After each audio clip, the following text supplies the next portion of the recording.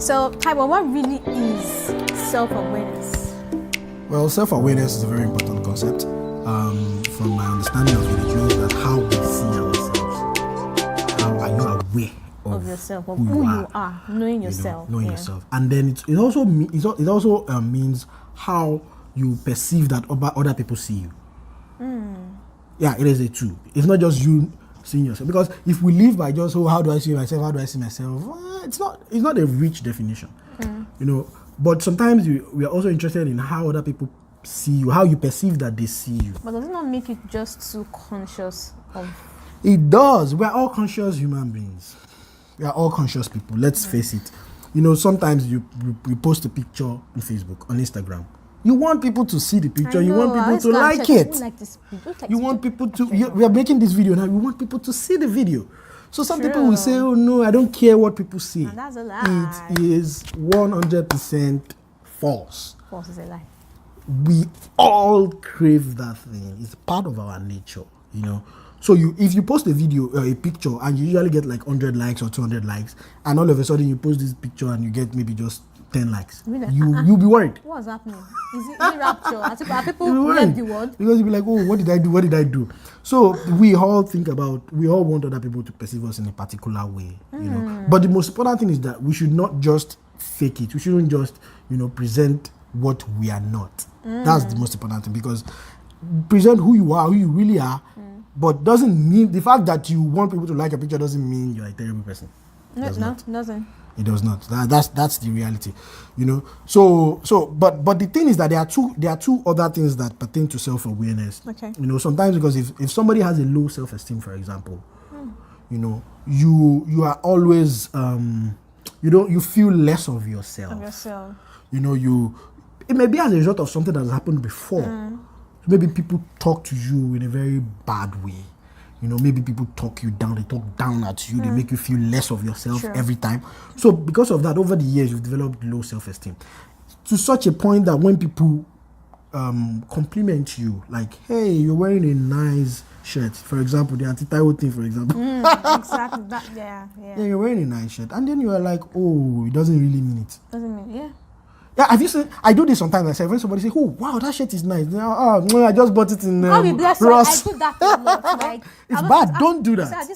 My auntie does borrowed me, or my sister does. I just It's borrow my sister's proposal. I don't think it's not humility. I'll say editing. You're fine. You're his picture. His Instagram. I don't think it's my. That's fine. So I'm not saying that you have low self-esteem if you do that, but I'm just saying it doesn't matter in the grand scheme of things. So that's not good. Then there's also high self-esteem. That one is bad. Like, it's terrible. People who have high self-esteem are people who are narcissistic in nature.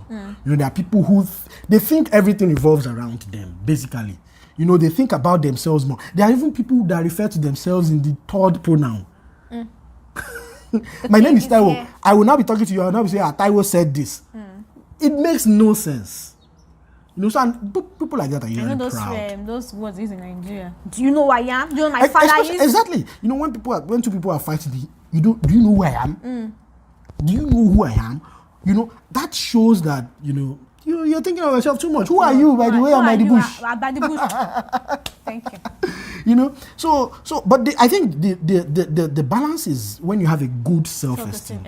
That is, you know who you are. You recognize you recognize that eventually down the line you're a human being. And so that's why you don't you don't look at some people like, oh, this person is like the overall of the whole universe. For example, some of our celebrities, pastors, people that are well known, famous people, they kind of like enter this trouble sometimes, these situations where, people look at them, people like fans idolize them, they want to die, they cry, they jump at them.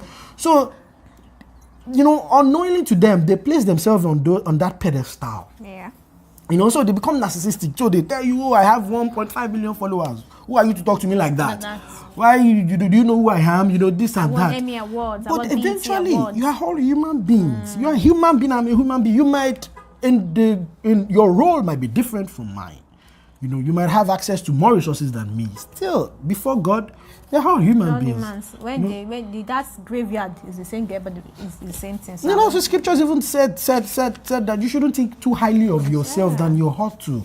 You know, so I feel like it takes a lot more effort for people who are well known to humble themselves, you know, because they really, really have to work at it. Like if people keep singing their praise, they have to be like, okay, yeah, it's good. People are singing my praise, but I need to be conscious of myself. And so because of that, it's always good to get feedback from other people. True. You know, and for example, I do this sometimes. Though maybe towards the end of the year, I ask for feedback. Like I say, hey, what do you think that I'm doing that I need to improve upon? You know, it's not because I want you to think I'm a good person. No, like, can you tell me something about myself that I can improve upon? Because when you get that feedback, you know, then you can use it in, you know, how you relate with other people. Because relationships are important, and you might not know some things if you don't ask. Especially if you're somebody who doesn't like getting criticisms. You know, when people criticize you, and you know, you defend yourself a lot. So people will not want to tell you anything. People will just keep quiet.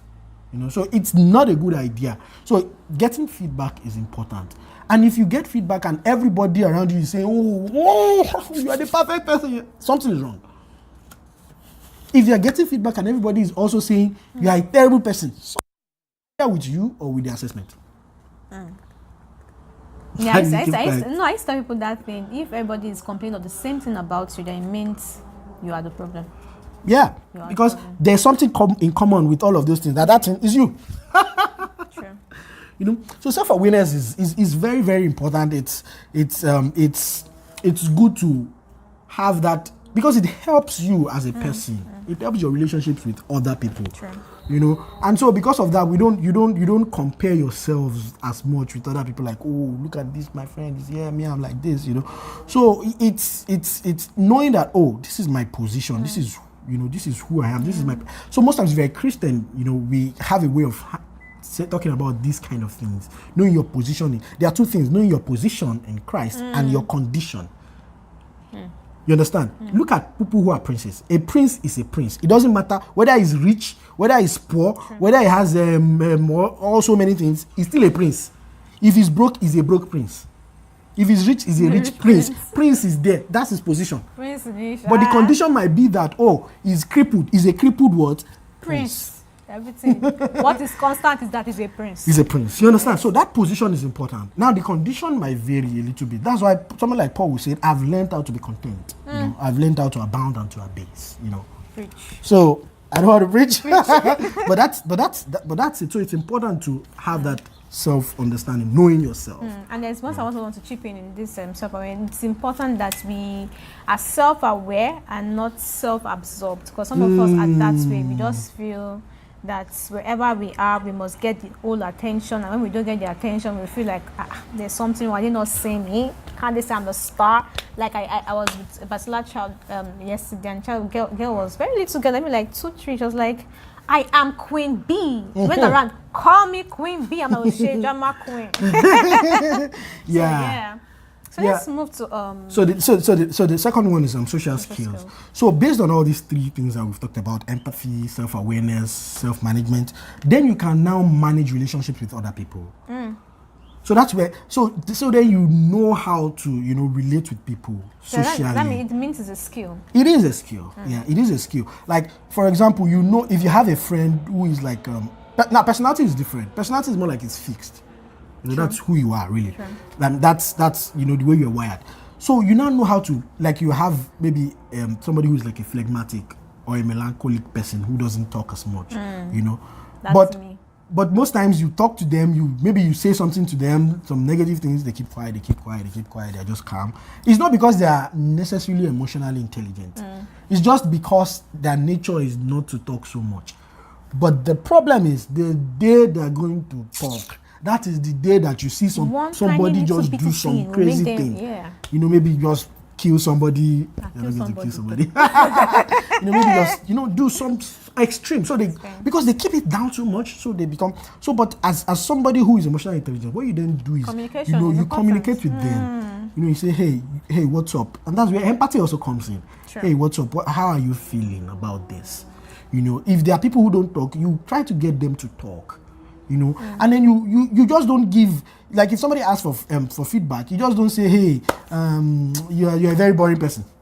No, you don't say that. You say stuff like, hey, I think you enjoy your own company more. See, everything is tact, you know. Tact, you have to be tactful. I think you enjoy your own company more, but I feel like, you know, you have the potential to be able to open up, you know, and then they tell you, oh, I had an experience before. Maybe I was molested, maybe I was raped, maybe I was assaulted, this. Then they open it up and then they talk to you and then you can help them. So you're not only giving them negative feedback, but you are also telling them what can be done to salvage the situation. Sure. You know, so that's so you become adept at handling other people, at handling your relationships.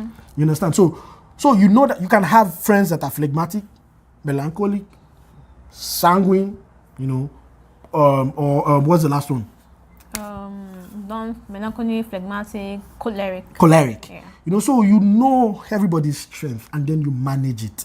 And that's why managers in companies, there's a reason why they make more money than downline people, because they can get all these people to work together. Jack Ma, who is the CEO of Alibaba, said something. He said his own duty is that he's not the smartest person in the room. If you are a CEO and you're the smartest person in the room, something wrong is going on. Exactly. You need to get people who are smarter than you. But the challenge of a CEO, of a manager, is to make those people work together. Different personalities, backgrounds, work So it has to be together. somebody who is emotionally intelligent.